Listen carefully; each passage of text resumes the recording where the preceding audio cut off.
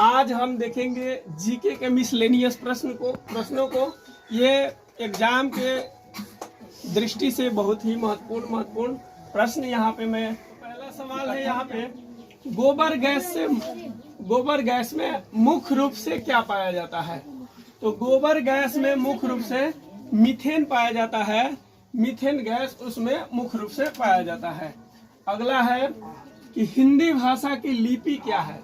तो हिंदी भाषा की लिपि, जो लिपि होती है वो गुरुमुखी होती है। तो लिपि अनेक प्रकार की होती है, जैसे अंग्रेजी भाषा का लिपि क्या होता है?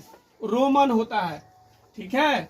उसी तरह हिंदी भाषा की अगर लिपि पूछी जाए तो देवनागरी याद रखना है। आगे है भारतीय मरुस्थल का क्या नाम है?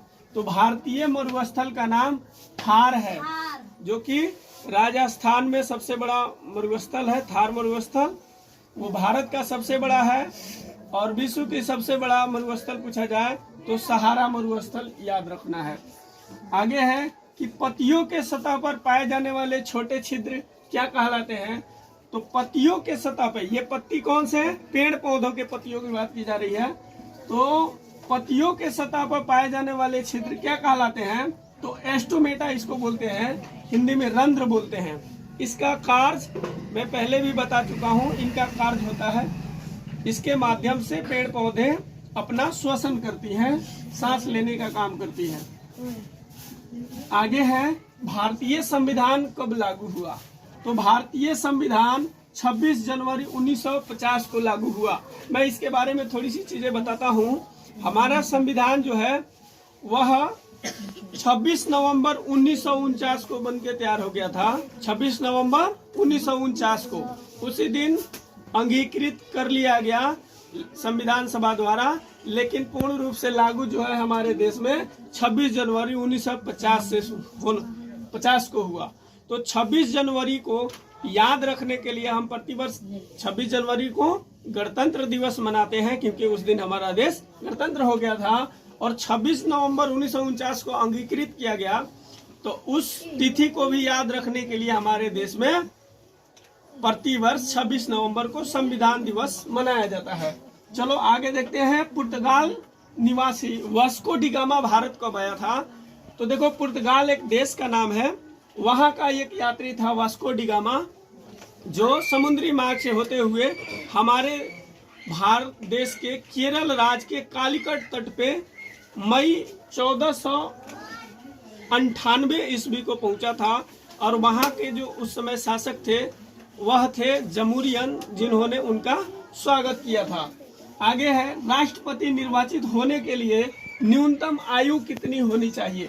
तो राष्ट्रपति अगर हमारे देश में अगर कोई चुनाव लड़ना चाहता है, राष्ट्रपति बनना चाहता है, तो उनकी न्यूनतम आयु कम से कम 35 वर्ष की आयु उनकी होनी चाहिए। मैं आयु संबंधित कुछ और पद के बारे में बताता हूं। जैसे हमें अगर ग्रामीण स्तर पे मुखिया, सरपंच, इनका अगर चुनाव लड़ना है तो इसके लिए हमारी जो है उम्र कितनी होनी चाहिए?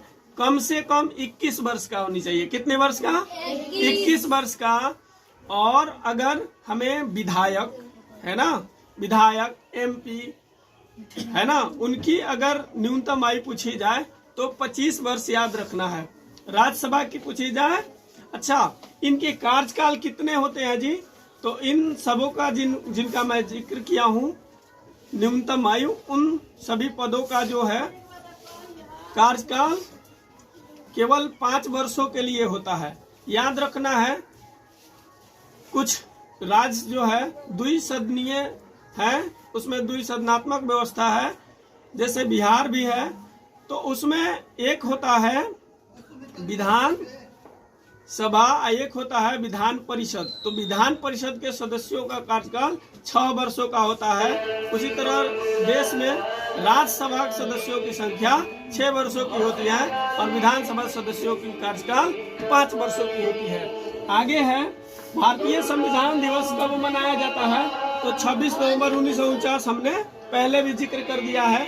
दोस्तों, थोड़ी सी वीडियो के बैकग्राउंड में आवाजें आ रही होंगी, क्योंकि नवरात्रि का समय चल रहा है और गाना हर जगह बज रहा है तो थोड़ी सी आवाज़ भी आ रही हो, इसके लिए बहुत खेद है मुझे।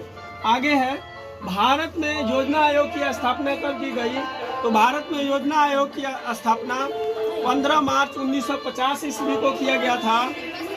ध्यान रहे दोस्तों, एक बात और याद रखना है कि इस योजना आयोग का नाम अब बदल के नीति आयोग रख दिया गया है। अब आपसे योजना आयोग नहीं पूछा जाएगा बल्कि नीति आयोग पूछा जाएगा। आगे है, वायु एक यौगिक है या मिश्रण? तो याद रखना है कि वायु एक मिश्रण है।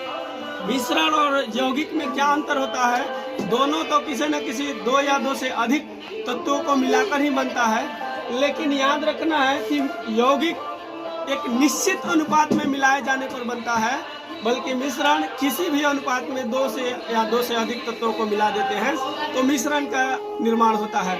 तो दोस्तों, अगर यह वीडियो आपके लिए लाभदायक है तो आप मेरे YouTube चैनल को सब्सक्राइब और इस वीडियो को शेयर ज़्यादा से ज़्यादा करें ताकि मुझे मोटिवेशन मिलते रहे और मैं इस तरह के वीडियो लाते रहूं। धन्यवाद।